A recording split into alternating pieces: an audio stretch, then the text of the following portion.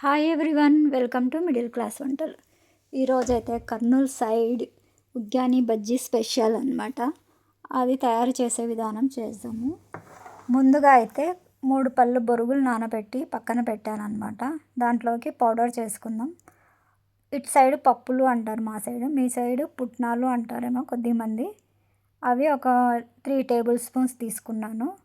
పచ్చిమిర్చి ఒక 2 అలా కట్ చేసి వేసుకోవాలి. లేదంటే పొడవుగా అట్లే వేసినామంటే అవి గ్రైండ్ అవ్వవు, కాబట్టి చిన్నగా కట్ చేసి వేసుకోవాలి. దాంట్లోకి 1/2 టేబుల్ స్పూన్ కారము, అంటే ఈ పొడిలోకి ఎంత అయితే సరిపోతుందో అంత వేసుకోవాలన్నమాట. ఉప్పు ఒక 1/2 టీ స్పూను, వెల్లుల్లి రెబ్బలు ఒక 2 వేసుకున్నాను అనమాట. ఇది మెత్తగా గ్రైండ్ చేసుకోవాలి. బరక అయినా పర్లేదు, మెత్తగా అయినా చేసుకోవాలి. ఇక్కడ మెత్తగా చేసేసినాము. ఒక ఉల్లిగడ్డ పొట్టు తీసి కట్ చేసుకున్నాము, మీడియం సైజు ఉల్లిగడ్డ. 4 పచ్చిమిర్చి, కొద్దిగా కరివేపాకు తీసుకొని ఆయిల్ గంటెతో ఒక 3 గంటలు నూనె వేసిన, బాండి పెట్టుకొని 3 గంటలు నూనె వేసి అది హీట్ అయినాక జీలకర్ర ఆవాలు వేసుకుంటున్నాను అనమాట. జీలకర్ర ఆవాలు కొన్ని, అవి బాగా ఫ్రై అవ్వాలి. మినప్పప్పు అనేది కొంచెం రెడ్ కలర్లోకి వచ్చేంత వరకు ఫ్రై చేయండి. అప్పుడు ఆవాలు కూడా చిటపటామంటాయి కదా, అప్పుడు బాగుంటుంది. లేదంటే ఆవాలు చేదు వస్తాయి అన్నమాట. అలా కొద్దిగా వేగినాక ఉల్లిగడ్డలు వేసుకున్నా, కట్ చేసి పెట్టుకునేటివి. పచ్చిమిర్చి వేసి వేయించాలి. కొద్దిగా వేగేటప్పుడే మనం కొద్దిగా సాల్ట్ వేస్తే బాగుంటుంది, లేదంటే ఆనియన్ తీయగా వస్తుందన్నమాట. అందుకు ఉప్పు వేసుకున్నా, ఒక టేబుల్ స్పూన్ వేసుకున్నా. దాని తర్వాత పసుపు, కరివేపాకు వేసుకొని, ఏదైనా వేసుకోవచ్చు, ప్రాసెస్లో అలా చేసా. ఒక చిన్న టేబుల్ స్పూన్ పసుపు, ఒక సగం వేసాను, సగం టేబుల్ స్పూన్ అనమాట. అంత పసుపు తీసుకోవాలి. ఎల్లో కలర్లో వస్తే బాగుంటుంది అనమాట చూడనీకి కూడా.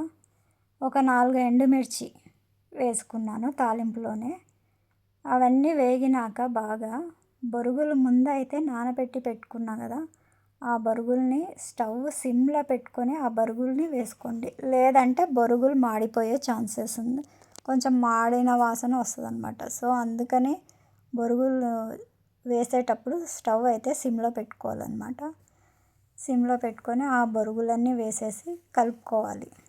ఇక్కడ బొరుగులు వేయడం కొంచెం లేట్ అవుతుంది. ఒక చేతిలో సెల్లు, ఒక చేతిలో బొరుగులు వేయడం కాబట్టి కొంచెం లేట్ అయ్యింది. బొరుగులు వేసుకున్నాక ఆ తడి ఉంటుంది కదా, దాంతోనే మగ్గియాలన్నమాట. దాన్ని కలుపుకోవాలి. ఫస్ట్ అంతా అయ్యేటట్లు, ఆ తాలింపు అంతా బొరుగులకు పట్టేటట్లు బాగా నీట్గా కలుపుకోవాలి. అన్ని బొరుగులు వేసేస్తే ఇప్పుడు కలుపుతూ స్టవ్ సిమ్లో పెట్టేసా కదా, చూసుకుంటున్నాను అనమాట. దాంట్లోకే పప్పుల పొడి ఒక 5 టేబుల్ స్పూన్స్ వేసాను అనమాట. 3 పళ్ళకి ఒక 5 టేబుల్ స్పూన్స్ సరిపోతుంది. కావాలంటే వేసుకోవచ్చు, కానీ ఎక్కువ బాగుండదు. కరెక్ట్ 5 అయితే సరిపోతుంది. 5 టేబుల్ స్పూన్స్, అది మనం ఇందాక పొడి చేసి పెట్టుకున్నాం కదా, పప్పులు, ఎల్లిపాయలు, పచ్చిమిర్చి, కారం, అది వేసుకొని, కారం మరి దీంట్లో కొద్దిగా వేసుకోవాలి, ఎందుకంటే సప్పగా ఉంటుంది, అంత స్పైసీగా అనిపించదు. అవన్నీ వేసుకున్నాక బాగా కలిపేసుకోవాలన్నమాట. అలా అంతా తాలింపు అంతా బొరుగులకు పట్టేటట్లు ఆ పౌడరు, మనం వేసుకున్నది మసాలా పౌడరు అన్నీ మసాలా అంటే పప్పులు, ఎల్లిపాయలే అండి, వేరేది కాదు. అవన్నీ బాగా పట్టాలన్నమాట బొరుగులకి. అంతవరకు కలుపుకోవాలన్నమాట. కలర్ కూడా బాగా ఎల్లోగా మంచిగా వస్తుంది, చూస్తేనే తినాలనిపిస్తుంది. బొరుగుల తాలింపు ఉగ్గాని అంటారు, బొరుగుల తాలింపు అంటారు, ఏదైనా రెండు ఒకటే. ఈ మా సైడ్ కర్నూలుకి వస్తే మాత్రం పక్కా ఇది టేస్ట్ చేయండి, చాలా బాగుంటుంది. ఉగ్గాని బజ్జీ స్పెషల్.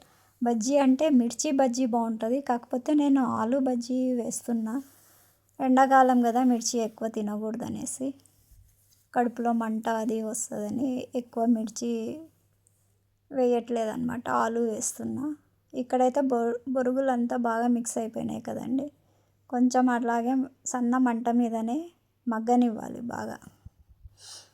అదంతా బాగా మగ్గేంత వరకు పెట్టేసేయండి.